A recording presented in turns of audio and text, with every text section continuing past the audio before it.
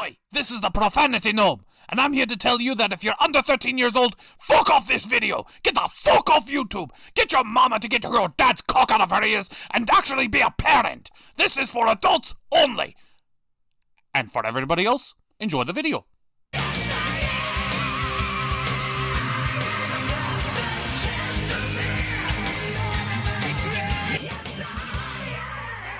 So has anyone found Entraptra's lab yet? Still searching. Nothing's come up or come down. I'm starting to see why Princess Tumbler has so much trouble navigating this place. Why isn't there a directory anywhere? Oh, for Pete's sakes! We don't even know if he's here and this place is built like a labyrinth. We're never gonna find it! Sure we can. All we have to do is think like Entraptra. Think like Entraptra, think like Entraptra, think like Entraptra. How does Entraptra get around usually? Meow!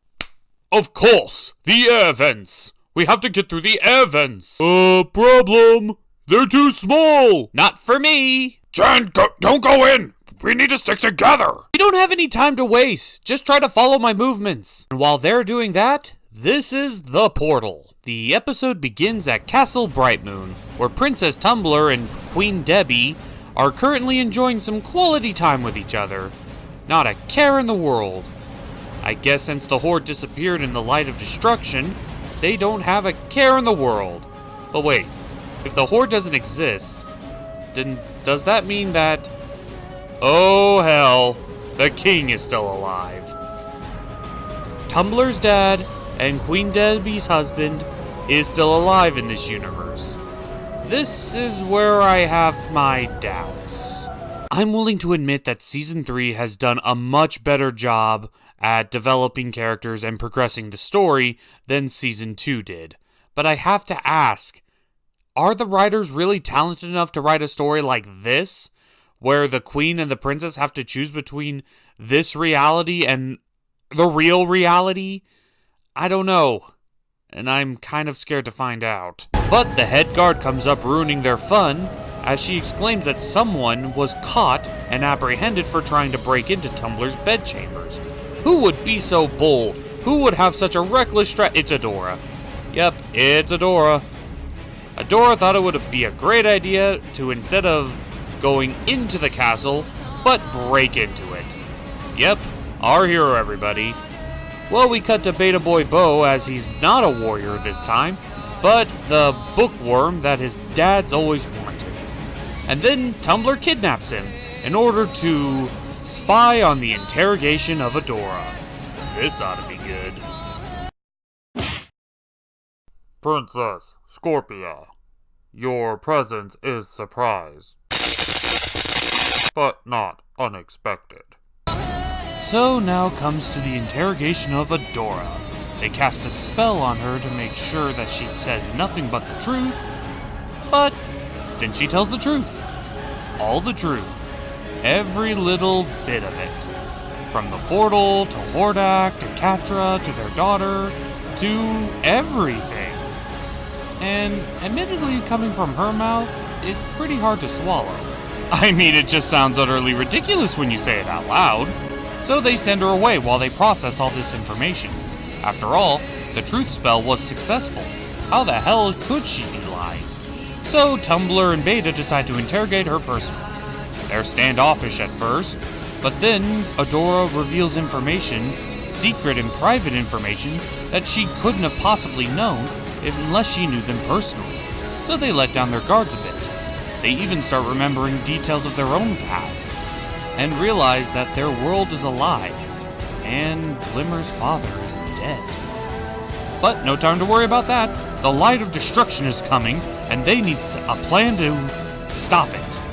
Then Bo remembers Entraptra existed, so she would have the ways of defeating this portal. So, what's the plan? Clearly barge out of the room and charge straight forward and take on the entire kingdom at once. Which is what I would like to say if Brightmoon didn't suck, even in this universe. Still no prisons and no guards? Well, they don't get far, as the king and the queen literally have nothing else to do with their time and go in to stop Adora. They try to convince her that this reality is real, and she begins having flashbacks of Adora. But before she could act on them, they fall through the ground. And let me be clear, this is the last time Glimmer sees her mom. Pay respect. Well, Queen Debbie realizes that this reality is a fake, and everything in it isn't what it's supposed to be. She gets a little bit of closure with her late husband, and has to fly off in order to try to help her daughter. But unfortunately, it looked like the king had something very important to say. Oh well, I guess it doesn't matter. As for Adora and friends, well, they jump cut right into Entraptor's lair. This jump cut is beginning to be used way too much as an easy plot convenience, but I'm still engrossed by the fact that, even in this universe, Entraptor made a robot Scorpia and a robot Hordak. Aw, she treasures their friendship. Which begs the question, where's Robot Adora and Robot Catra? Huh. And where's Robot Emily? Anyway, Entraptor's up to speed on what's going on. Convenient! And she also knows how to stop it. Convenient! But unfortunately, the only way to stop it is to remove the sword from the portal. And it's a one-way trip. Whoever removes the sword is going to be trapped in the space between spaces forever. So, yeah, not a good situation. But before they have time to process this, the Light of Destruction comes knocking at Entraptor's doorstep now, phasing her out of existence. And before they realize that they literally just saw someone die right before their eyes, they jump right outside, where the stars have returned. And in this case, that's not a good sign.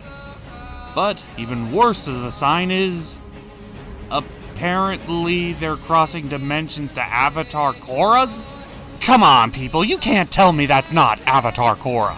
It's the same color design, it's the same hairstyle, and this show's already taken so much from Avatar, they might as well be taking the characters at this point. That's Korra!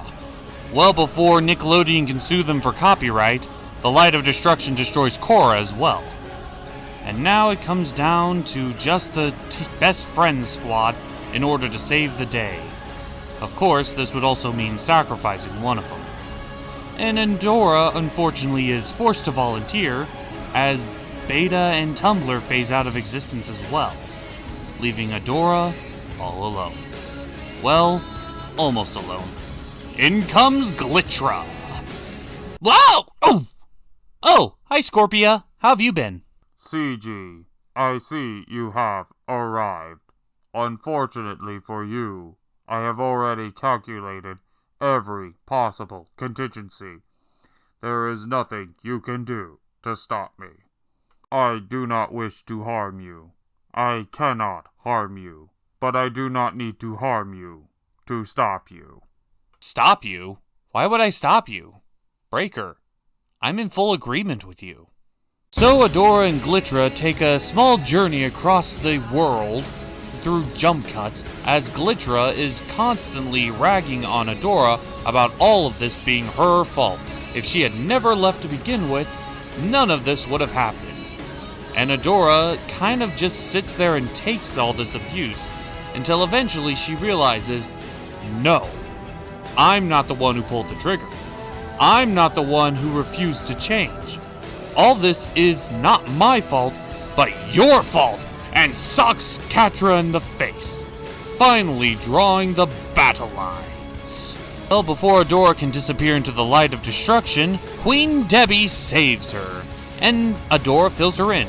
They can stop the portal by removing the sword. But when Queen Debbie realizes Adora intends on sacrificing herself, Queen Debbie won't let her, because she needs her to protect her daughter. It's time for this queen who didn't do anything to make the ultimate sacrifice. She removes the sword, sacrificing herself into a dimensional divide, giving Adora back the sword. And all I can think about in this situation is... oh no! Come back! Yeah, I know that joke was mean, because this is supposed to be some sort of grand emotional moment. But let's be honest here. They're not gonna kill her off. And if they do kill her off, they just killed off a character that barely got any development, barely got any screen time, barely did anything, and why should we care about a character that was just essentially there for the background? Ever since Season 1, I was backing the Horde. I backed the Horde's plays. Even if they did some very questionable things, I still rooted for them because their side, their characters got the development that the main show characters needed. And Catra got more development than pretty much anyone else in the Horde. So we are agreed. Catra is the problem with this show, and there is only one solution. My programming is inherently flawed. I cannot take her out. But you can. If you agree with my solution, then there is only one logical outcome. Finish her. Sorry I have to do this, Catra, but for the sake of the show, this has to be done. So with the sword in her possession again, she enters her chant and restores the universe to where it should be. Then she dons her tiara and miniskirt again to show that She-Ra is back. Hordak makes a desperate getaway, but it's clear that he's not at She-Ra's target anymore.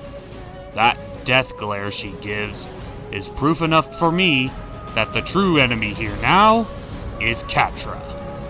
Catra has officially realized that Adora, her sister, is no longer showing mercy. Now, she's getting what she deserves.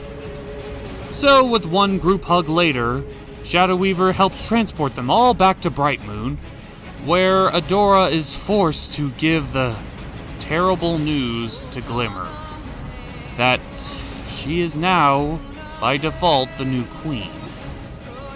And now there's an uncertain future, especially since one star map chart later, we hear that the real Horde has found its stray puppy. And that was The Portal, a fairly decent season finale. It actually made me invested in seeing what Season 4 had to offer, and it's so much better than a finale that we got in Season 2. Season 2 was a train wreck, but this season seemed to manage to pick up the pace and give us at least the story. And I hope to see that this show continues to improve as the show continues on. So with that being said, we're the Cartoon Gentlemen, and it's time to set things right. Affirmative. It is time to set things right. Catra was just the first of flaws. Next, we should take out Scorpina, Entraptra, and any character that can and has been developed before the main show characters. Well, you know me, if it's for the sake of the show, then I'm willing to do anything. Yes, we are agreed. Let us make this show better together. Yep, so put her there! Error! System overload! System overload! System overload! System cross! Electric Joy Buzzer. Gets him every time. Oh, don't look so surprised, Scorpia. I hit her with my Toon Hammer. The most that she's gonna get is a nasty lump on her head. She'll be fine. Now let's help you up. Is everything alright? Calvary is here! Nope, everything's good. Everything's fine. Everything's been solved. So, is it safe to come out? So, what are you going to do with him? Let's take him back home. Figure out what we can go from there. I guess at the end of the day, bots just simply aren't developed enough to be able to detect the subtle nuances of what's good and bad and can only judge what's on the surface. Maybe one day we can bring Breaker back, but for now, I think it's best just to leave him in storage. Upload complete.